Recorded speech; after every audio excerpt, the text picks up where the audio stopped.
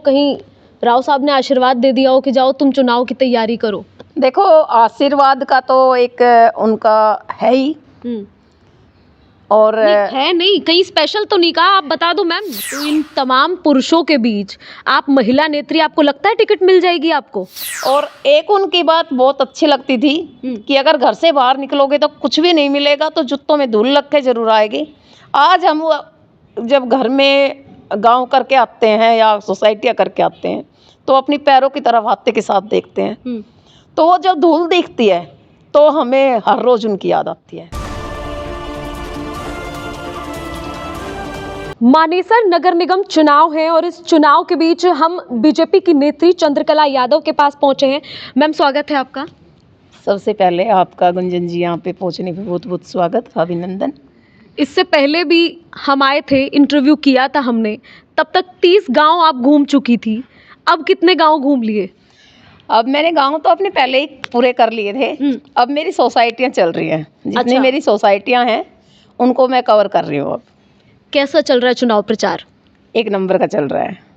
जितना स्नेह और प्यार मेरे को मिल रहा है और लोगों से आशीर्वाद मिल रहा है, और ज़्यादा से ज़्यादा मेरे को जीत का आशीर्वाद मिल रहा है। अच्छा, जीत का आशीर्वाद? आपको टिकट मिलेगी और आप जीतेंगे। तो इसके लिए मेरे को बहुत अच्छा लग रहा है। लोगों से जितना मैंने सोचा नहीं था उससे ज़्यादा कहीं प्यार मिल रहा है।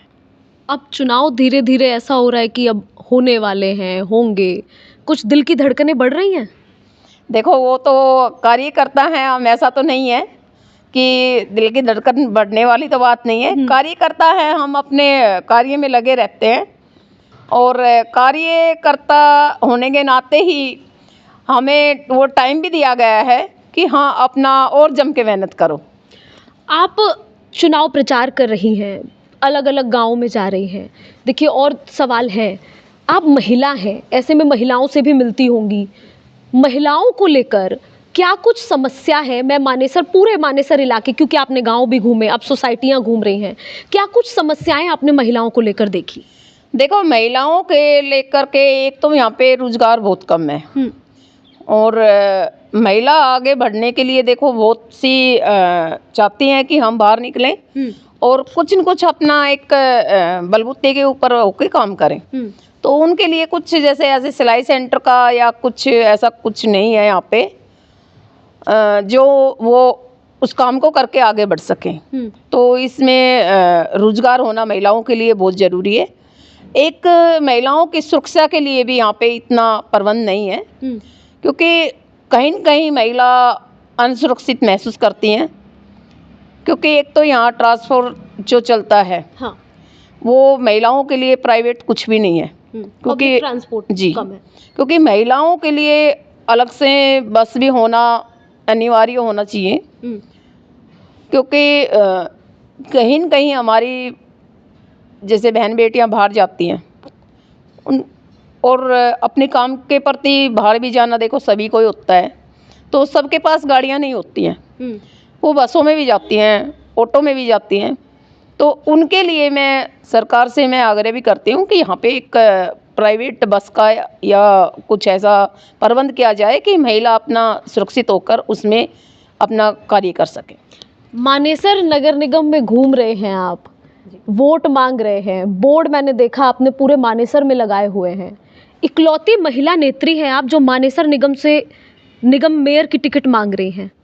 जी बिल्कुल, मैं इकलौती महिला हूँ। तो इन तमाम पुरुषों के बीच आप महिला नेत्री, आपको लगता है टिकट मिल जाएगी आपको? देखो, हम अपना एक दौड़ में दौड़ रहे हैं, और मैं इस चीज़ को अपने भाग्यशाली समझती हूँ कि एक महिला को देखो अपने घर का भी काम बहुत होता है, और उसके बावजूद भी मैं टिकट मांगना एक अपने लिए बहुत ही गर्ववान महसूस करती हूँ। क्योंकि जो लाइन में खड़े हैं वो पिछले कई सालों से राजनीति कर रहे हैं, राजनीति का लंबा अनुभव है। आप अभी राजनीति में, लोकसभा में काफ़ी सक्रिय थी, आप लोकसभा से सक्रिय हुई, ऐसे में उन तमाम राजनेताओं के बीच आप खुद को कहाँ देखती हैं?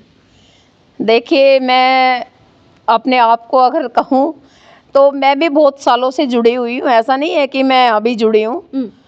और मेरा जो पीछे से मैं अपना परिवार कहूँ तो हमारे जो राव इंद्रजीत जी हैं, उनके साथ काफ़ी लंबे समय से जुड़ा हुआ है। ये कहूँ कि मेरी दादी जी या दादाजी के टाइम से ही हम उनके परिवार से जुड़े हुए हैं, और उनके परिवार से हमारा बहुत एक अच्छा लगाव भी है, और उनका भी हमारे प्रति बहुत अच्छा लगाव है। यानी राव इंद्रजीत के वोटर और सपोर्टर दोनों रहे हो आप? जी बिल्कुल। और उन्हीं को ही लेके मैं लोकसभा में भी सक्रिय थी और विधानसभा में भी मैं सक्रिय थी। यही वजह तो नहीं कि आपको कहीं राव साहब ने आशीर्वाद दे दिया हो कि जाओ तुम चुनाव की तैयारी करो? देखो, आशीर्वाद का तो एक उनका है ही, और है नहीं, कहीं स्पेशल तो नहीं कहा? आप बता दो मैम। स्पेशल तो देखो नहीं कहा है, लेकिन हाँ ये है कि आप तैयारी करो, तो उसी तैयारी में हम लगे हुए हैं। अच्छा जी। देखिए, बहुत बहुत शुक्रिया मैम आपका बात करने के लिए। इससे पहले हम आए थे राजनीतिक मुद्दों पर, तमाम राजनीतिक कई मुद्दे थे, उन पर चर्चा हुई थी। और अब कितने गांव रह गए हैं आपके, या कितनी सोसाइटियां बाकी हैं? कुछ 20-25 सोसाइटियाँ मेरी बाकी रह रही हैं, उनको मैं जल्द से जल्द कवर करूँगी।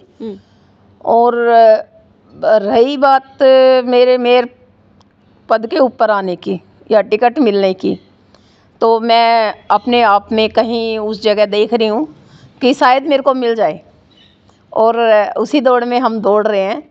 और जिस दिन अगर रही शिक्षा की बात या बच्चों की भविष्य की बात, तो यहाँ पे अगर बच्चों को कहीं न कहीं देखते हैं तो रोजगार बच्चों के पास नहीं है। जो हमारे मानेसर क्षेत्र के जितने भी बच्चे हैं वो ज़्यादा से ज़्यादा बेरोजगार हैं। चलिए, आपने रोजगार की बात की, महिला सुरक्षा की बात की, मेयर की टिकट आप मांग रही हैं। सपोज कीजिए आपको टिकट मिल जाती है, तो मेयर बनने के बाद ऐसा कौन सा काम है जो आपके जहन में है कि आप बनते ही सबसे पहले मानेसर के लिए ये काम कर दोगे? सबसे पहले मेरे को जो काम करना है, जो मेरे ध्यान में है, वो सबसे पहले रोजगार देना बच्चों को, क्योंकि बच्चे रोजगार होना बहुत ज़रूरी है बच्चों के पास। अगर रोजगार होता है तो उनकी रोजी रोटी चलती है, और वो अपनी सभी जितनी भी जो छोटी छोटी कमियां होती हैं तो वो अपनी कहीं न कहीं पूरी कर सकते हैं। और रही शिक्षा की बात, हमारे क्षेत्र में देखो कॉलेज नहीं है लड़कियों के लिए, लड़कियां हमारी बाहर जाती हैं, तो उसमें हमें भी डर रहता है। आपने मानेसर आपने अपना विजन बताया कि आप मानेसर में अगर मेयर बनी तो आप ये करेंगी, ये करेंगी। राजनीति में आप सक्रिय, आपने कहा पहले से काफ़ी सक्रिय हैं। लोकसभा में आपने ज़्यादा सक्रियता दिखाई, विधानसभा में भी हमने देखा काफ़ी सक्रिय रही। आपने आरती राव का समर्थन किया टेली बेल्ट से, और राव इंद्रजीत के। राजनीति में क्योंकि आप घरेलू महिला हैं, अभी भी मैं देख रही हूँ सादा सिंपल एकदम उससे आप बैठी हैं, तो ऐसे तो आप राजनीति में आई नहीं। राजनीति में लाने वाला आपको कौन था? देखो, राजनीति में लाने वाला कहीं न कहीं देखो परिवार रहता है, और परिवार की अगर मैं बात करूं तो सबसे ज़्यादा अगर मैं कहूं तो मेरे हस्बैंड का हाथ है। क्योंकि मेरे जो ससुर जी थे वो एक समाज सेवी थे, और उनका अपने बहुत ही नाम था, और वो 2 साल पहले एक्सपायर हो गए थे।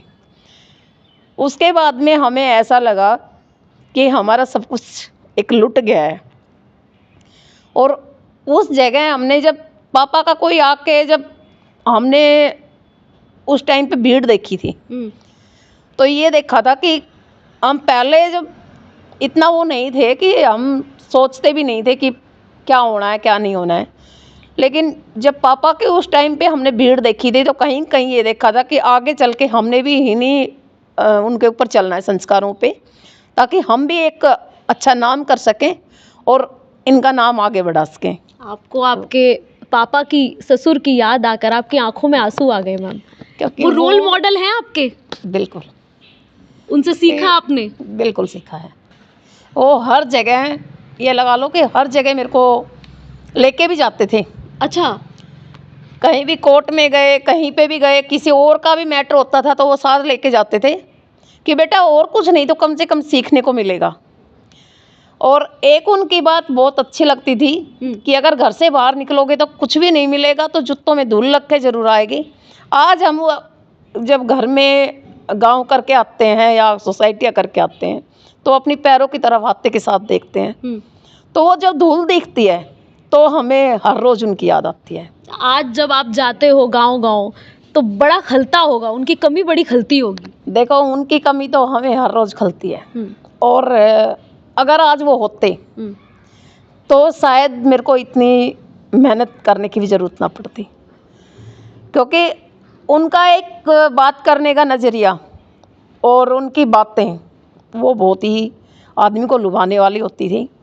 जहाँ बैठ जाते थे और जिस काम को वो लेते थे तो उनको वो ऐसे करते थे चाहिए अपने ऊपर ही लेके क्यों ना करना पड़े, तो वो काम करते थे कि हाँ मैंने ये काम करना है तो करना है, उसमें चाहिए कुछ भी है।